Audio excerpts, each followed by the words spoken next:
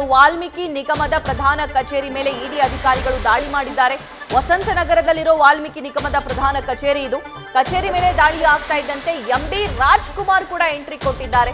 ವಾಲ್ಮೀಕಿ ನಿಗಮದ ಪ್ರಭಾರ ಎಂಡಿ ರಾಜ್ಕುಮಾರ್ ಅವರ ಆಗಮನ ಆಗಿದೆ. ತರಾತುರಿಯಲ್ಲಿ ಕಚೇರಿಗೆ ಎಂಟ್ರಿ ಕೊಟ್ಟಿದ್ದಾರೆ ರಾಜ್ಕುಮಾರ್. ಡೆಫಿನೆಟ್ಲಿ ಇಡಿ ಅಧಿಕಾರಿಗಳೇ ಇವರನ್ನ ಕರೆಸಿಕೊಂಡಿರ್ತಾರೆ. ಪ್ರಕರಣಕ್ಕೆ ಸಂಬಂಧಪಟ್ಟಂತೆ ಮಾಹಿತಿಯನ್ನ ಕಲೆ ಹಾಕುವಂತಹ ಕೆಲಸವನ್ನು ಕೂಡ ಇಲ್ಲಿ ಮಾಡಲಾಗುತ್ತೆ. ಈ ಬಗ್ಗೆ ಮತ್ತಷ್ಟು ಲೈವ್ ಡೀಟೇಲ್ಸ್ ಕಚೇರಿ ಮುಂಭಾಗದಿಂದಲೇ ನಮ್ಮ ಪ್ರತಿನಿಧಿ ಶಿವಕುಮಾರ್ ನೀಡ್ತಾರೆ. ಶಿವು, ಇಲ್ಲಿ ಪ್ರಭಾರ ಎಂಡಿ ತರಾತುರಿಯಲ್ಲಿ ಕಚೇರಿಗೆ ಬಂದಿದ್ಯಾಕೆ? ಅವ್ರನ್ನ ಅಧಿಕಾರಿಗಳು ಕರೆಸ್ಕೊಂಡ್ರ? ಅವರಿಂದ ಯಾವೆಲ್ಲ ಇನ್ಫಾರ್ಮೇಶನ್ ಕಲೆಕ್ಟ್ ಮಾಡೋ ಕೆಲಸ ಅಲ್ಲ ಆಗುತ್ತೆ?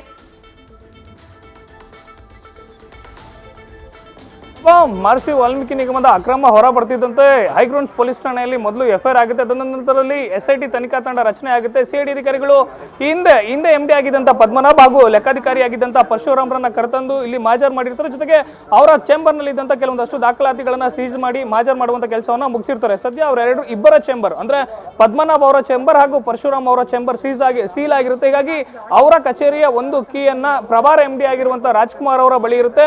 ಬೆಳಿಗ್ಗೆ 6 ಗಂಟೆಗೆ ಇಡಿ ಅಧಿಕಾರಿಗಳು ದಾಳಿಯನ್ನು ಮಾಡಿದ್ರು ಕೂಡ ಪ್ರಭಾರ MD ಆಗಿರುವಂತಹ ರಾಜ್ಕುಮಾರ್ ಅವರಿಗೆ ಇಡಿ ಅಧಿಕಾರಿಗಳು ಕರೆಯನ್ನ ಮಾಡಿ ದಾಳಿ ಆಗಿರುವಂತಹ ವಿಚಾರವನ್ನ ತಿಳಿಸಿ ಅವರನ್ನ ಕರೆಸಿ ಸದ್ಯ ಹಿಂದಿನ MD ಪದ್ಮನಾಭ್ ಹಾಗೂ ಹಿಂದಿನ ಲೆಕ್ಕಾಧಿಕಾರಿ ಪರಶುರಾಮ್ ಅವರ ಕಚೇರಿಯನ್ನು ಓಪನ್ ಮಾಡಿಸಿರುವಂತದ್ದು.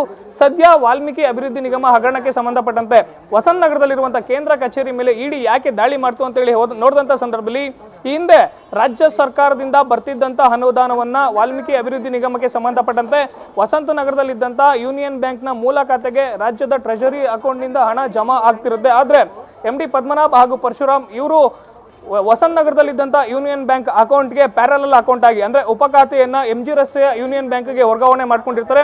ರಾಜ್ಯ ಸರ್ಕಾರದಿಂದ ಬರ್ತಿದ್ದಂತ ಅನುದಾನಗಳು ಮೂಲ ಖಾತೆಗೆ ಜಮಾ ಆಗ್ಬೇಕಾಗುತ್ತೆ. ಆದ್ರೆ ಮೂಲ ಖಾತೆಗೆ ಹಣ ಜಮಾ ಆಗದಂತೆ MD ಪದ್ಮನಾಭ್ ಪರಶುರಾಮ್ ನೋಡ್ಕೊಂಡಿರ್ತಾರೆ. ಜೊತೆಗೆ MG ರಸ್ತೆಯಲ್ಲಿ ಹೊಸದಾಗಿ ತೆರೆದಿದ್ದಂತ ಪ್ಯಾರಲಲ್ ಅಕೌಂಟ್ಗೆ ಸುಮಾರು ಮಾರ್ಚ್ 4ನೇ ತಾರೀಕಿಂದ ಮೇ 21ನೇ ತಾರೀಕಿನ ಅವಧಿ ಒಳಗಡೆ ರಾಜ್ಯದ ಟ್ರೆಜರಿ ಅಕೌಂಟ್ ನಿಂದ ಸುಮಾರು 187 ಕೋಟಿ ಹಣವನ್ನ ಪ್ಯಾರಲಲ್ ಅಕೌಂಟ್ಗೆ ವರ್ಗಾವಣೆಯನ್ನ ಮಾಡ್ಕೋತಾರೆ. ಜೊತೆಗೆ ಪ್ಯಾರಲಲ್ ಅಕೌಂಟ್ಗೆ ವರ್ಗಾವಣೆಯಾದಂತಹ ಸುಮಾರು 187 ಕೋಟಿ ಹಣದ ಪೈಕಿ 94 ಕೋಟಿ 73 ಲಕ್ಷ ಹಣವನ್ನ ಹೈದರಾಬಾದ್ನ ಬೇರೆ ಬೇರೆ ಬ್ಯಾಂಕ್ಗಳಿಗೆ ಆರೋಪಿಗಳು ವರ್ಗಾವಣೆಯನ್ನ ಮಾಡಿರುವಂತದ್ದು. ಜೊತೆಗೆ ಉಪಖಾತೆಯನ್ನ ತೆರಗಿಬೇಕಂತ ಹೇಳಿದ್ರೆ ನಿಗಮಕ್ಕೆ ಸಂಬಂಧಪಟ್ಟಂತೆ ಅಧ್ಯಕ್ಷರಾಗಿರ್ಬೋದು, ಜೊತೆಗೆ ನಿರ್ದೇಶಕರೇನಿರ್ತಾರೆ ಇವರ 2/3 ಭಾಗದಷ್ಟು ನಿರ್ದೇಶಕರ ಒಪ್ಪಿಗೆಯನ್ನ ಪಡ್ಕೊಳ್ಬೇಕಾಗುತ್ತೆ. ಅದು ಕೂಡ ಎಲ್ಲವೂ ಕೂಡ ಪತ್ರದ ಮೂಲಕವಾಗಿ ವ್ಯವಹಾರನ ಮಾಡಬೇಕಾಗುತ್ತೆ. ಆದ್ರೆ ಇಲ್ಲಿ ಎಲ್ಲವನ್ನೂ ಕೂಡ ನಿಯಮಗಳನ್ನ ಗಾಳಿಗೆಯನ್ನ ತೂರಿದ್ದಾರೆ. ಜೊತೆಗೆ ನಿಗಮಕ್ಕೆ ಸಂಬಂಧಪಟ್ಟಂತ ದಾಖಲಾತಿಗಳ ಸ್ಕ್ಯಾನ್ ಕಾಪಿಯನ್ನ ಬಳಸಿ ಅಕ್ರಮವಾಗಿ ಉಪಖಾತೆಯನ್ನ ತೆರೆದಿರುವಂತದ್ದು. ಯಾವಾಗ CID ಅಧಿಕಾರಿಗಳು ಪ್ರಕರಣಕ್ಕೆ ಎಂಟ್ರಿ ಕೊಡ್ತಾರೆ ಅವೆಲ್ಲವೂ ಹಾಗೆ ಹೊರಬಂದಿರುವಂತದ್ದು. ಎಲ್ಲ ಮಾಹಿತಿಯನ್ನ CBI ಅಧಿಕಾರಿಗಳಿಗೆ ಮಾಹಿತಿಯನ್ನ ಕೊಡುವಂತ ಕೆಲಸವನ್ನ